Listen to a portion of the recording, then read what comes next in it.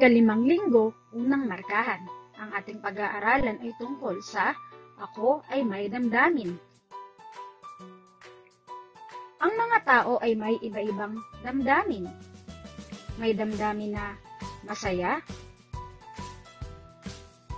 may damdamin na malungkot,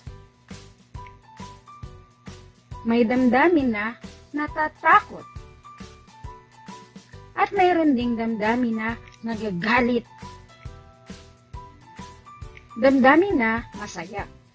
Ako ay masaya kapag kaarawan ko o ng kaibigan ko. Ako ay masaya kapag naglalaro kami ng aking mga kaibigan. Ako ay masaya kapag kasama ko ang aking pamilya. Ikaw naman ang magbigay ng halimbawa.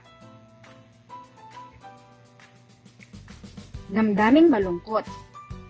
Ako ay malungkot kapag ako ay may sakit. Ako ay malungkot kapag nawala ang aking mahal sa buhay. Ako ay malungkot kapag wala akong kalaro. Ikaw naman ang magbigay ng halimbawa.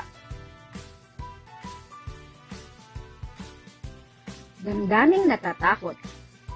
Ako ay natatakot kapag madilim. Ako ay natatakot kapag tuturuan ako ng injection. Ako ay natatakot kapag nakakakita ako ng gagamba. Ikaw naman ang magbigay ng halimbawa.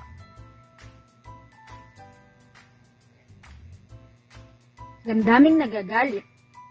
Ako ay nagagalit kapag sinisigawan ako at inaaway. Ako ay nagagalit kapag sinisira ang aking mga laruan. Ako ay nagagalit kapag nawawala ang aking gamit.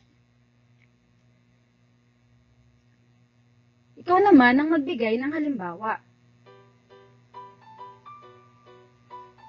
Para sa gawaing asynchronous ngayong Huwebes, gagamit ng clay upang gumawa ng iba-ibang emosyon. Para sa gawain bukas, Biyernes, gumawa ng video na nagpapakita ng iba-ibang damdamin. I-upload ang mga gawa sa Google Classroom. Tandaan mga bata, mag-aral ng masaya.